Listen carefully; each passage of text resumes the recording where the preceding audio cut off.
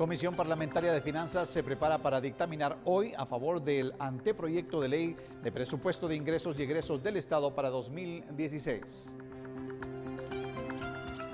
Mientras tanto, crece la polémica alrededor de ley emergente que favorece con exenciones a las industrias textileras.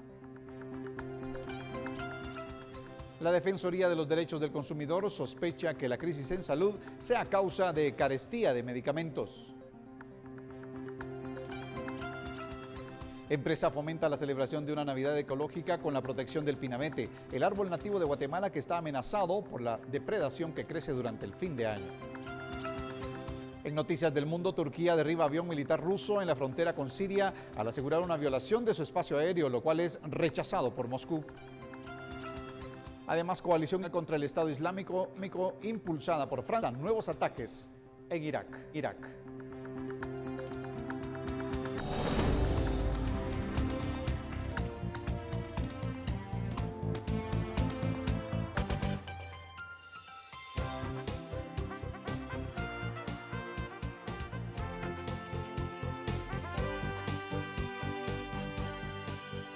Esta es la emisión en directo de Noticiero Guatevisión. Un excelente mediodía a ustedes. Estamos listos para informarle, ¿lo está usted? Y bueno, si nos dejó entrar a su hogar, vamos a informarle en este momento con información internacional.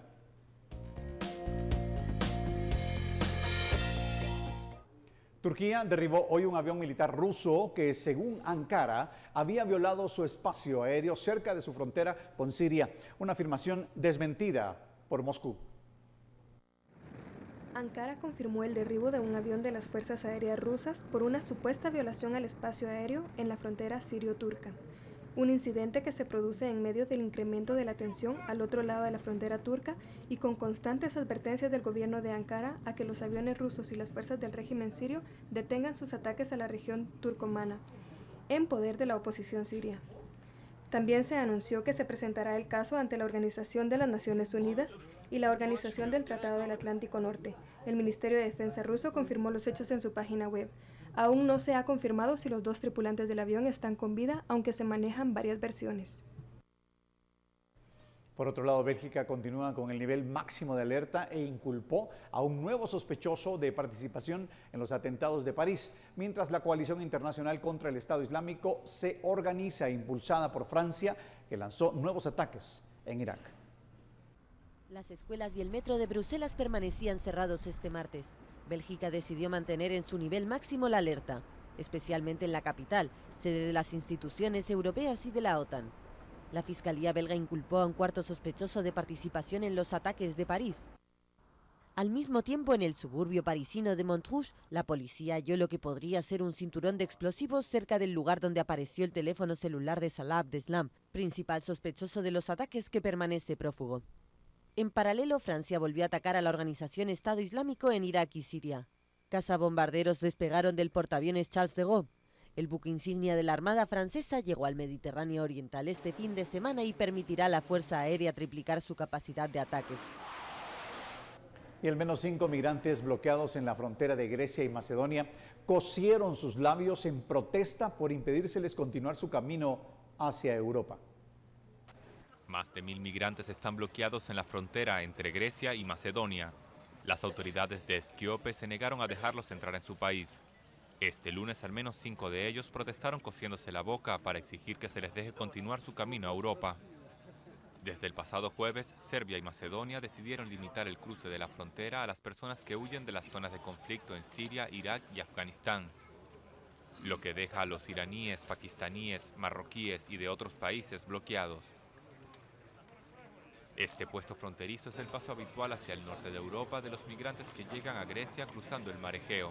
Desde el comienzo del año, más de 800 migrantes llegaron a Europa a través del mar. Por otro lado, el Vaticano abrió hoy un juicio contra 5 personas, entre ellas 2 periodistas italianos y un cura español, acusados de divulgar documentos confidenciales sobre la malversación de fondos y el despilfarro en la Santa Sede. El Vaticano abre este martes un juicio contra 5 personas.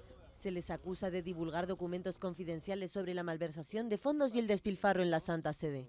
Dos de ellos son los periodistas Gianluigi Nucci y Emiliano Fittipaldi, autores de sendos libros sobre la corrupción en la Curia romana. Se trata de la primera vez que el Estado más pequeño del mundo procesa a dos periodistas, algo calificado por la prensa italiana como una nueva Inquisición. A las otras 3 personas se les acusa de haber formado una asociación criminal organizada con el fin de divulgar noticias y documentos que afectan a los intereses de la Santa Sede. El Papa Francisco introdujo este delito en julio de 2013 y es castigado con una pena de entre 4 y 8 años de cárcel. Por otro lado, el exsecretario general de la OEA, José Miguel Insulza, fue nombrado agente chileno ante la Corte Internacional de Justicia de La Haya para emprender la segunda etapa de defensa ante la demanda marítima con Bolivia.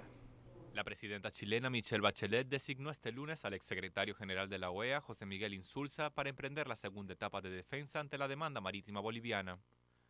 El que hasta ahora llevaba el caso ante La Haya, Felipe Bulnes, renunció al cargo.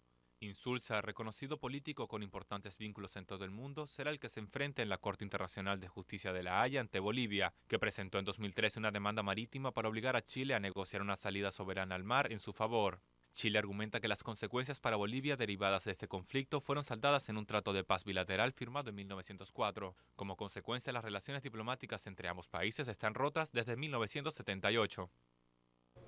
Y a su vez la temperatura de la arena de varias playas panameñas donde acuden las tortugas a poner sus huevos están alcanzando límites máximos para que éstas puedan tener a sus crías. Este año las altas temperaturas son el gran enemigo de estas tortugas.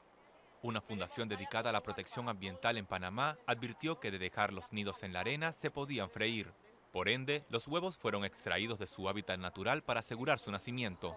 Este sábado, la Fundación Tortuguías trajo a las recién nacidas a la playa y realizó un acto público donde fueron liberadas. El trayecto de ir al mar deben hacerlo sin la ayuda humana, ya que es el camino que recordarán para regresar 20 años después para poner huevos. Miembros de la fundación aseguran que los efectos del calentamiento global se empiezan a notar en las poblaciones de tortugas. Advirtieron que solo falta que suba un par de grados la temperatura media global para que muchas de estas tortugas desaparezcan. Y con estas imágenes hacemos nuestra primera pausa comercial, pero ya regresamos con mucho más, así que no se vaya.